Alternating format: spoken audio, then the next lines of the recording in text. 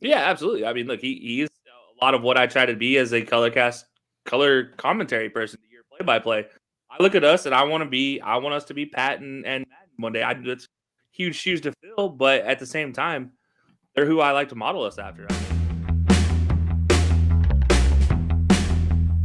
As well too. And on top, as a broadcaster, when we everyone has something wrong with somebody they listen to today. Like Tony Romo, people love or hate him. Chris Collinsworth, a lot of people seem to hate him as well too. And you can just go down the list. It feels like everyone's like, oh, they're good, but oh, they're okay. This, okay, they're they that, or I despise them. With Madden back in the day, it was never really even John Gruden when he was on Monday Night Football, like, oh, he's fine, or you hate him. With Madden, it felt like there's never anything quite like that. I feel like the crowd that didn't like him was so small and few and far between that felt like he was one that everybody could relate to when they watched the game. Whenever he was on, it felt like no matter if it was their favorite team or not, they were excited to see a John Madden called game. And that type of stuff is what inspired us to get into things like color cast as well, too. What made us try and get into that field. yeah, absolutely. I mean, look, he is a lot of what I try to be as a color commentary person, your play by play. I look at us and I want us to be Pat and Madden one day. It's huge shoes to fill, but at the same time, they're who I like to model us after. I mean, like that would be absolutely exceptional if we could ever have something along those lines. And it's a reason why we do get into color cast. It's the reason why we have had so much fun in color cast, and it's the reason why when you look at the long game, it's why we're going to keep doing color cast and keep being a part of something so fantastic is because of the legacy that he started. Really, you look at play by play as you mentioned, and no, I don't think you outside of Pat Summerall and those two worked together for so long that you can kind of combine them into the same. They really brought what is play by play to another level that you can actually bring a game to an average person, make them understandable, and have fun while doing it. And that's something that's I mean, like I'd love to captivate that. Absolutely. And that's just him as a broadcaster and as a coach. There's also him as the innovator for football as well, too, is honestly the architect behind the Madden NFL football game, which has been going on for Lord knows how long now, 30 plus years as well, too. And what's crazy is how it all started is basically John was, I wanted a realistic football game, 11v11, because at the time they had nothing like that. And to get it started, he literally lent them an old playbook so they could put together a plays for them as well, too. It's crazy how he got it started and the creative input he had early on. And now it's one of the highest selling games you'll ever see. And granted, give or take what you can say what you want about the game here and there, especially in recent years, but the fact that we even have an 11 on 11 football game is because of John Madden, nonetheless. Yeah, look, before that it was what Tecmo Bowl, I believe, where you have a play call which is like a single user, and it was not fun. Well, okay, it was fun in its own right, but once Madden came, it was innovative, and it wasn't just a playbook. He gave them scouting reports, he gave them tendency sheets, he gave them everything for teams and rosters and full breakdowns so that they could develop a game that actually played like you would play on a Sunday night, like you'd see played Sunday night football while he's getting ready to call a game, or Monday night when he's getting ready to call a game, and it would just be something you experienced. And it's honestly some of my best memories playing video games are down into the Madden franchise. And I still remember the old intro where he would walk up to the screen, and I think it was like Madden, goodness, '08, I believe, is when they finally stopped using that and started using different player intros, or maybe it was '05.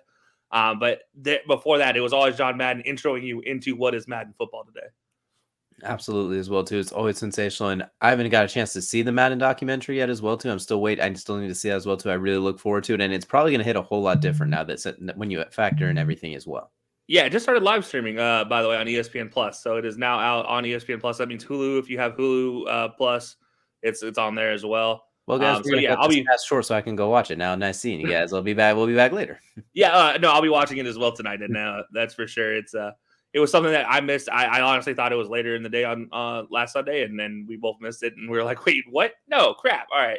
So we've Yeah, I been was waiting for thinking it to like come out. Christmas Day. For some reason, in my head, I was thinking to start at like 3 or 3:30 for some reason. And then I was like, wait, the game's at 4. Duh, DJ. Like it just that part didn't click. So definitely look forward to watching that as well too. And he's very rarely do we like to let like people, at least you and me personally, we let people we don't know things like this affect us. But the way John Madden did things as well too was such a big part of our lives from afar, if you will, to really kind of change things. So it's definitely one that hurts more than others when it talks like celebrity, quote unquote, celebrity type deaths. So definitely someone that's going to be missed a lot as well too. And hopefully, some of the things we've learned from we're able to pass along, kind of off of the unintentional coaching tree, if you will.